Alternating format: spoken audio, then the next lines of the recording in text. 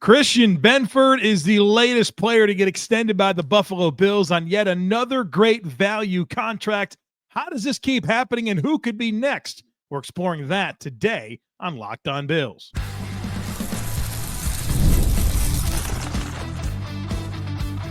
You are Locked On Bills, your daily Buffalo Bills podcast. Part of the Locked On Podcast Network, your team every day. What's up, Bills Mafia? It's Joe Marino, author of the Herd Mentality Substack, co-host of the Locked On NFL Scouting Podcast, co-host of the NFL First Read Podcast, and I'm your host of Locked On Bills. Want to thank you for making Locked On Bills your first listen every day, and a big welcome and shout out to our everydayers. You know who you are. Those of you who never miss a single episode, I appreciate y'all being here very, very much. I'd also like to invite you to subscribe or follow for free on YouTube or wherever you listen to podcasts. We're part of the Locked On Podcast Network, your team every day.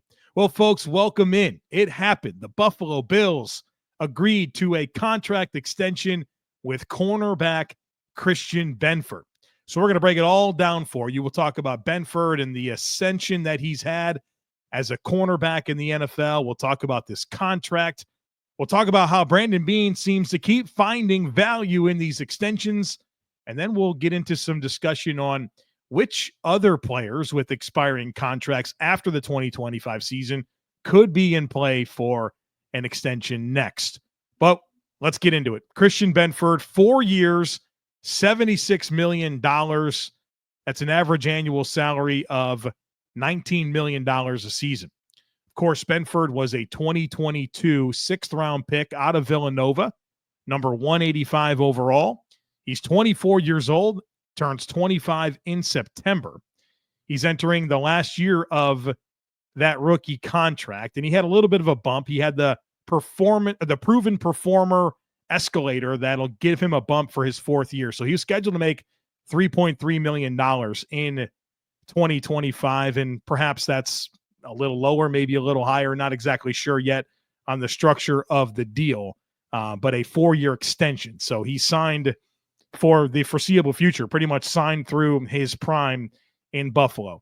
In 2024, I thought he really put the exclamation point on a really excellent first 3 seasons. Started 15 games, 95% of the defensive snaps, 58 tackles, 10 pass breakups, 2 interceptions, 2 forced fumbles, a fumble recovery, and 3 tackles for loss.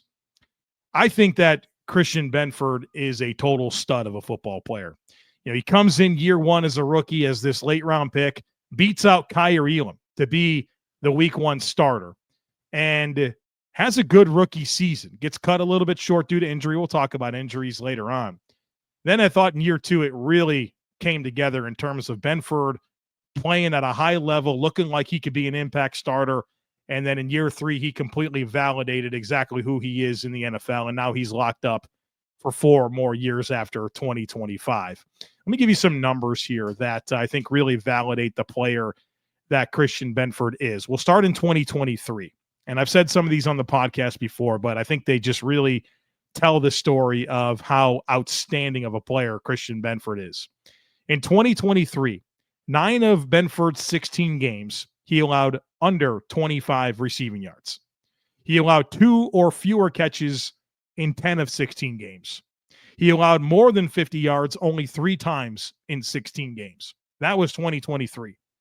In 2024, 12 of 18 games started under 25 receiving yards allowed against his coverage. He allowed more than 50 yards in just 3 of 18 games and allowed 2 or fewer receptions in 12 of 18 games. Those are dominant numbers. In fact, it's the lowest yards per coverage snap in the NFL last season. I repeat, Christian Benford allowed the fewest yards per coverage snap in the entire NFL of any cornerback last season. He allowed 1 reception per 15.8 coverage snaps, 4th best in the NFL. Oh, by the way, he's missed just 3 tackles over the last 2 years combined. He tackles, and he is locked down in coverage. I think comfortably, and this should not even be a hot take, Christian Benford has comfortably been a top 5 cornerback in the NFL over the last 2 seasons. And he's a versatile player. Whatever coverage concepts you want to run, Christian Benford can do it. Outstanding press corner, outstanding off-man corner, outstanding zone corner. He tackles. He's enthusiastic about fitting the run. He is a dude. And he's probably my favorite player on this defense. And there's a competitive nature that exists when you watch Christian Benford. Not only is he a versatile technician that's locked down in coverage and loves to tackle, but there is a competitive nature when you watch Christian Benford play where nothing comes easy against him. He strains and he contests and he competes every single inch of every single route. He is an elite competitor on the football field. Love watching him play. Love that the Bills were able to get this done. And how about this for an exciting thought? What if the Bills' pass rush actually gets better this season and the safety play becomes a bit more stable next to Christian Benford? How much better is that going to allow Christian Benford to be? He's already an elite player. Now, what if there's a little more pass rush? What if there's a little bit better safety play? Gets me pretty freaking excited. I listened to Richard Sherman's podcast. Actually, this was during the season. Rousseau Douglas did a appearance on that podcast. It's a good conversation. I encourage you to listen to it. And Richard Sherman wanted to ask Rousseau Douglas about Christian Benford. And Sherman, like many people, were joking, hey, this guy's a good football player, but what's up with him wearing 47? You can't really take a cornerback seriously if they're wearing 47, right? And you know me, I've even made my own comments about jersey numbers and what it says about guys. And I agree, 47 is a terrible number for a cornerback. But I love the way that Rousseau Douglas answered this. And we don't get to hear much from Christian Benford. So feels like anything that we know about Christian Benford, it's because a coach or a player told us that about Christian Benford. I certainly hope that we get to know him a little bit more because the reviews are so strong about, you know, what type of worker he is and what his football character is. But Rousseau Douglas on this podcast, after Sherm was joking about the number, he said, Rousseau Douglas said, he knows all that about his number and he wants to make 47 different. He said it's part of his story as a late round pick. And Rousseau went on to rave about Benford, how hard he works, how good of a dude he is. He said he's a better dude than he is a player. And what he does after practice every single day to fine tune his technique and really work on things that maybe didn't go right in the last game or maybe didn't go right in that practice, like very detail oriented. But he's got that mindset of just being a late round guy. And I think he, you know, Rousseau kind of let us know that he embraces that he wears 47 because it's like a reminder to him of the path that he's been on as a guy that didn't even get invited to the NFL scouting combine, gets drafted in the 6th round. And of course has had the ascension that he's had, but that 47 is like this reminder to him of just what he's had to do to kind of get to this point. And I think you can't help but love that. You can't help but love a guy that's taken advantage of an opportunity as an underdog and not only has made it, but has become what I think is a top 5 corner comfortably in the NFL over the last 2 seasons. All right, coming up next, I want to get into some conversation about this contract and the value that I think is found in it, and also why the Bills are seemingly able to get great value on all of the players they extend. So some thoughts on all of that here on the other side of it. Folks, be sure to stick with me. March Madness is here, and FanDuel is giving you the chance to get in on the action like never before. Right now, new customers can get $200 in bonus bets when your first $5 bet wins. That's $200 extra bucks to use on everything from buzzer beaters to Cinderella stories and even who's going to cut down the nets. I love to pick my favorites. I got my eye on a few teams this year, and FanDuel makes it easy to back them with spreads, totals, and game props. Look, if your bracket's busted, it's okay. You can get in on the game-to-game action and take advantage of all the great value over at FanDuel. Plus, you can stay in the action with tournament games happening almost every single day. There's always something exciting to bet on. Plus, it's easy and fast. The FanDuel app is simple to use, and when I win, I get paid instantly. There's no waiting around.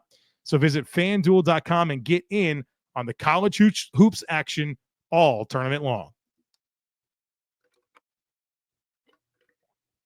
All right, welcome back. We're breaking down this Christian Benford contract. Before we say anything further, I do want to extend an invitation to you to check out the Herd Mentality Substack. I love doing this podcast every day, but if you're looking for more content from me, I've got it for you in written form and some film analysis that's all housed on the Herd Mentality Substack. Last week, at the end of the week, I put together a big roster analysis.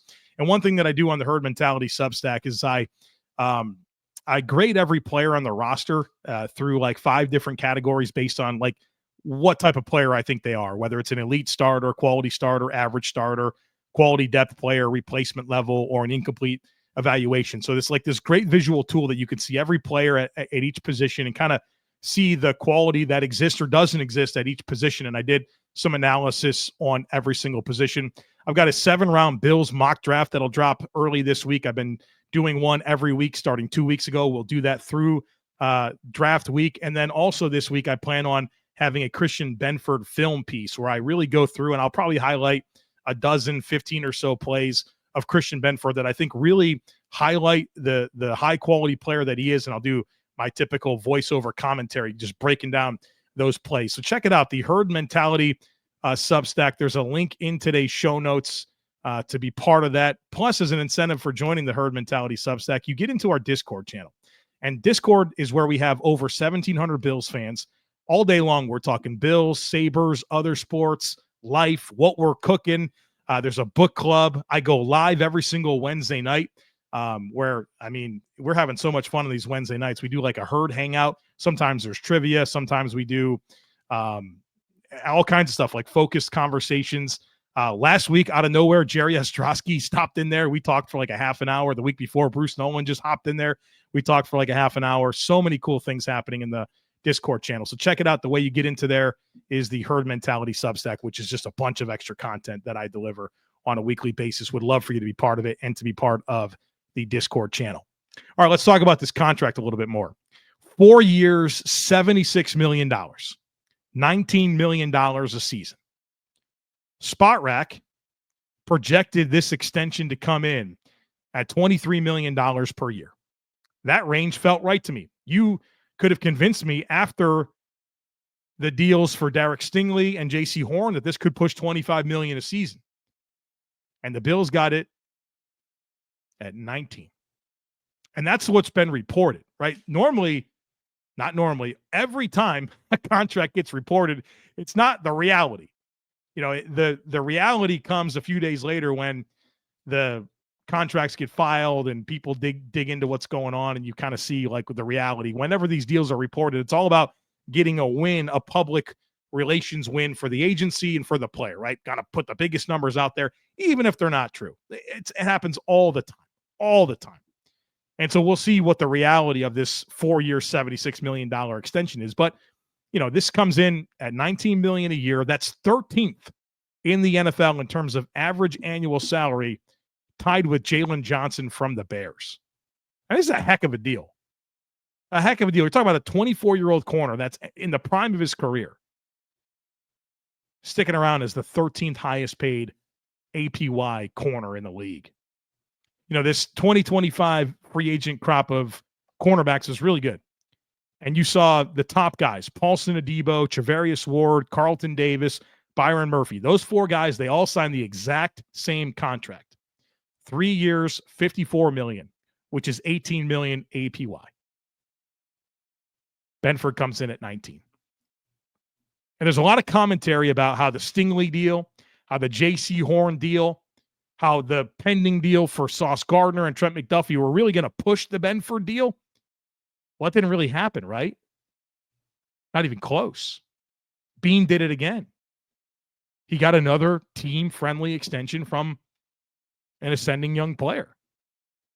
And I maintain that Brandon Bean's obvious best strength as a general manager is managing his own players. And that's the most important thing. Like, you got to get your self-evaluations, your in-house evaluations are the most important evaluations to get right. And I think Bean continues to nail who to keep, who to let go, and when he keeps guys, getting them back on team-friendly deals. And so I've sat here now through a Josh Allen, this offseason alone, a Josh Allen extension, a Greg Rousseau extension, a Khalil Shakir extension, a Terrell Bernard extension, and now a Christian Benford extension. And I keep doing these podcasts where I'm saying This came in way less than I expected. This came in way less than what SpotRack was projecting. And I think this is a direct reflection of the culture and stability of the Buffalo Bills organization. It's a tough place to leave. Tough place to leave. You hear people talk and rave about culture. And culture is great for a million different reasons, not just for guys coming in and it being the right environment for them to come in and be the best version of themselves. The side consequence is that it's an operation built on love, guys bonding with each other off the field, families that are connecting, and it makes it really hard to leave that. And that is something that the Bills players are absolutely considering when they're deciding whether or not, hey, am I going to take this 4-year, $76 million deal that's going to pay me $19 million a season? Or, you know what? I bet I can play out this year. If I hit the market, I bet you I can get 23, 25, 27 million a season. They stay in Buffalo for less, time and time and time and time again. It's a healthy operation, stable operation. You can go do the Tremaine Edmonds thing. Go do it. Go do it. Go get your market reset contract at 18 per. You think Tremaine's having a great time with the Bears? What's this going to be, his third head coach? Bottom of the NFC North? Or do you want the stability for a team that wants you, a locker room that loves you, where you know exactly what you're getting? You're not worried about guys getting fired every year. Got a great quarterback in Josh Allen. It's a heck of an operation in Buffalo. I certainly hope there's a really cool trophy to show for all this real soon. Christian Benford is everything you'd want to extend. You talk about draft, develop, re-sign. Come on now. You get a 6th-round pick out of Villanova that turns into this, especially after you picked a corner in the 1st round and Kyer Elam that you've officially taken the L on. I mean, really, Bean's first-round draft miss, Kyer Elam. It's the first time he's really missed on a 1st-round pick. And he officially took the L when he traded him away. The more I was thinking about it, and even, some people were a little unsettled the last time Bean talked about the Benford extension in the media. The more I thought about it, you didn't trade away Kyer Elam to not have something ready to go with Christian Benford as like your best day 3 draft pick. You can't let that guy go. And they didn't. They got him back on what I think people are generally saying is a team-friendly deal. I certainly believe that wholeheartedly. So what are the draft implications of this extension? I've had a lot of conversations with you and will continue to have a lot of conversations with you about what I think the primary needs are for this team. Corner, edge, D-tackle. I don't think this changes the thing. You still need an early round investment at corner, especially now that you have a big contract invested in Benford and Taron Johnson as a slot corner, highly played slot. You'd like to have one of your starting corners on a cost control deal. So you need impact on a cost control deal. Hello, early round draft pick. That's how you achieve that. How do you get impact on a cost control deal? You hit on an early round pick. One of the big conversations with Christian Benford, and I think anybody that's cautious about this, would be the injury component. So let's talk about it. And all of this information that I'm going to give you comes courtesy of Dr. Kyle Trimble of Banged Up Bills. You guys got to be following him, social media at Banged Up Bills. BangedUpBills.com is the website. There's a link in today's show notes. You can read the article that I'm pulling this information from. So there's been some injuries with Benford. 2022, his rookie season, had a fractured right hand in week 3 that cost him 2 games. He had an oblique strain in week 12. He went on injury reserve and missed the last 4 games. In 2023, had a right shoulder injury in week 4, missed 1 game. He had a right hamstring in week 8. He missed 1 game. And then he had a right knee injury in the wild card round that cost him 1 game. Then in 2024, he missed week 8 he had an injury in week 8, a left wrist injury in week 8, where he missed 1 game. And then he had a concussion in the divisional round. And then he came back for the AFC Championship, got another concussion early in the game. So that's the injury history. And this is what Dr. Kyle Trimble, a doctor of physical therapy, said about that. I'm a football guy, I know that the injuries are part of football, but I I rely on people that are smarter than me in other fields that can tell you how I should, shape my opinions on things. And this is what Dr. Kyle Trimble wrote about Benford's injury history and how the Bills should be thinking about that in terms of a contract extension. Dr. Kyle Trimble says, Benford has had his variety of injuries with no injury occurring twice, with the exception of his most recent concussions. He missed the most games of his career during his rookie year and improved his availability every year. Whether this was whether this was coincidence due to the nature of the injuries or whether he was able to callous his body up to withstand the rigors of the NFL, there may be a combination, but there aren't any patterns as observed above. Looking at his injuries, there aren't really any that stand out as long-term concerns. That includes the concussions. Assessing the concussions, hindsight says they probably shouldn't have not played him in the AFC Championship game. However, he did clear the NFL concussion protocol, which means he was able to play. At that point, you have to work within the rules that are provided. The back-to-back concussions are overall not a concern moving forward, as there are plenty of players who have suffered multiple concussions and the Bills extended. This includes Taron Johnson and Mitch Morse, two players who have been extended even after their concussion issues. Benford has since been cleared, which was confirmed at the NFL Combine, and he has had time in the offseason to continue to recover. This should not have any concerns about extending, or the Bills should not have any concerns about extending Christian Benford. Okay. So something to file away, something to be mindful of, but according to Dr. Kyle Trimble, it doesn't feel like there's any patterns or specific injuries that give him concern about that being a reason why the Bills should not have done this. So there's that piece of the conversation.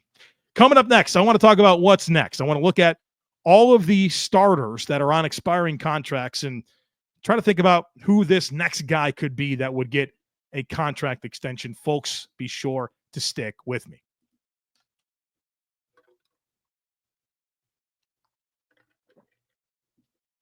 All right, folks, let's talk about what could be next. I want to look at the current projected starters on this Bills team and highlight which ones are on expiring contracts. And there's 3 on offense and sort of 3 on defense. Offensively, you have 2 offensive linemen, David Edwards, the left guard, Connor McGovern, the center.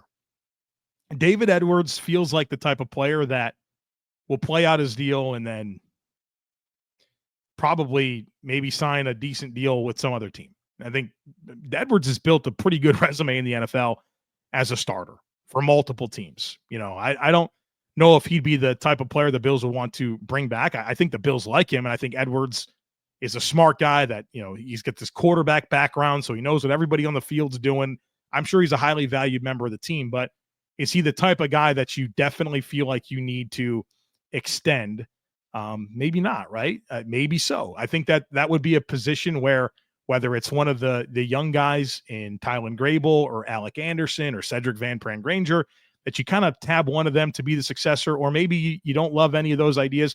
It wouldn't be that difficult to go into an offseason thinking whether it's free agency or the draft, we kind of have to find our left guard. I don't know. I don't think David Edwards is next. I do think there's a good chance that it's Connor McGovern. I think Connor McGovern has done a lot for this team as a free agent signing.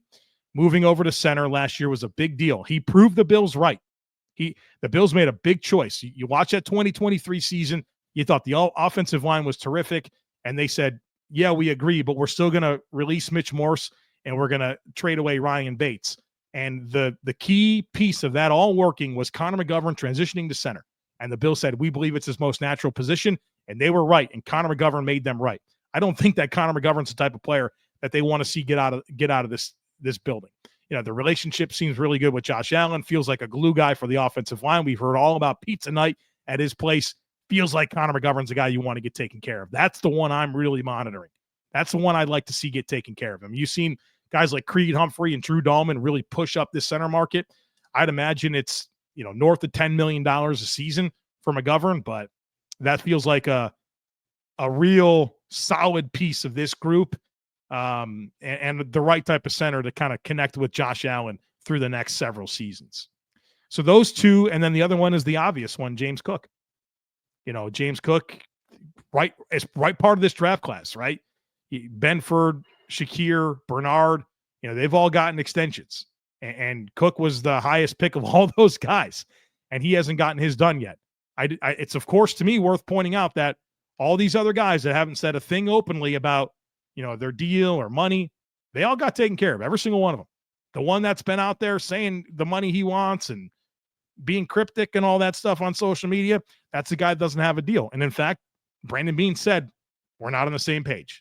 He said, it doesn't mean we won't get on the same page, but we're not on the same page.